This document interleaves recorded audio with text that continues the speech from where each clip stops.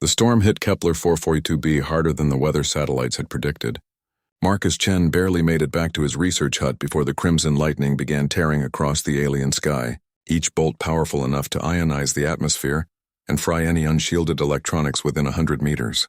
He was sealing the atmospheric lock when he heard them, the distinctive guttural clicks and purrs of Vacrian hunters. Marcus froze. The Vacrians were apex predators on this world. 7-foot-tall bipedal felines with iridescent fur that shifted colors with their moods and retractable claws that could slice through durasteel. More importantly, they were matriarchal, and their hunting packs consisted entirely of females. The lead huntress appeared first through the driving rain, her silver and black fur plastered against her muscular frame. Behind her, 4 more emerged from the storm, their bioluminescent eyes glowing amber in the darkness. They moved with lethal grace even as the wind threatened to knock them sideways. Marcus made a split-second decision. The human thing to do. He opened the door wider. "Get inside," he shouted over the howling wind. The huntresses didn't hesitate. They poured into his small hut, bringing with them the scent of ozone, wet fur, and something spicy he couldn't identify. The lead huntress, her ceremonial bone ornaments marked her as a pack alpha, gave him a long, appraising look before nodding once. "Human shows wisdom," she rumbled in accented galactic standard, her voice like distant thunder. "Storm would have taken us." Marcus sealed the door and activated the electromagnetic shielding. The hut's lights flickered as another lightning strike hit nearby, but the backup generators kicked in smoothly. He turned to find 5 pairs of luminous eyes studying him with unsettling intensity. "I'm Marcus," he said, trying to keep his voice steady. "Xenobotanist. I study the planet's fungal networks." "I am Shavera," the Alpha said. "We hunt the great serpents of the northern canyons." She gestured to her pack. "My sisters Kelmara, Thisila, Yorathi, and Rinzai." The huntresses were dripping water all over his floor, but Marcus didn't care. He grabbed the thermal blankets from his emergency supplies. "Here, these will help with the cold." As he distributed the blankets, he noticed something odd. The huntresses weren't just accepting his hospitality. They were watching him the way cats watch a particularly interesting bird. Their tails swished in synchronized patterns. Their ears twitched forward whenever he moved, and their pupils had dilated to dark pools. "Your fur is strange," Kelmara observed, reaching out to touch Marcus's rain-soaked hair. Her claws were retracted, but her touch was surprisingly gentle, soft, weak-looking. "Humans don't have fur," Marcus explained, stepping back slightly. "We evolved differently. We use tools and intelligence instead of claws and teeth." "Yet you opened your den to predators," Shavera said, her tone curious rather than threatening. "Why, we could kill you easily." Marcus shrugged, a very human gesture that made the Vacrian's ears perk up in fascination. "You needed help. That's what humans do. We help even when it's risky." The huntresses exchanged glances, and something unspoken passed between them. Their fur began shifting through shades of deep purple and rose gold. Colors Marcus had learned indicated intrigue and something else he couldn't quite translate. That's when he heard it.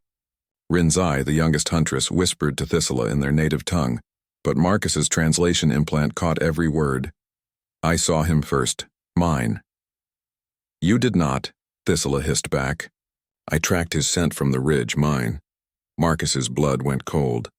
In Vacrian culture, he suddenly remembered from his xenoanthropology briefings, mine didn't mean prey. It meant something far more complicated. Vacrian females competed fiercely for mates, and they valued courage, intelligence, and altruism above physical prowess. By inviting them in, he'd inadvertently triggered a courtship response. "Ladies," Marcus said carefully, "I think there might be a cultural misunderstanding happening here."